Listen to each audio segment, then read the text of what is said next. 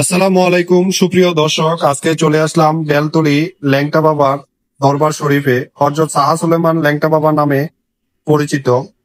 বলা যায় উনি বাংলার 1230 সালে কুমিল্লা মেঘনার উপজেলায় গোবিন্দপুর ইউনিয়নের আলীপুর গ্রামের এক হতদরিদ্র পরিবারের সন্তান। তার বাবার নাম ছিল আলা ভঙ্গ ভুইয়া।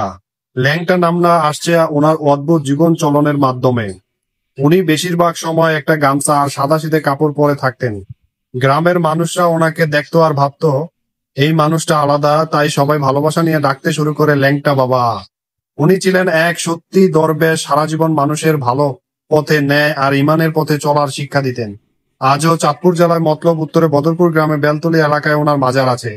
প্রতিদিন মানুষ আসে দোয়া আর মানতের লাইগা। এই পবিত্র জায়গায় ঢুকলে মনে হয় অন্যরকম প্রশান্তি।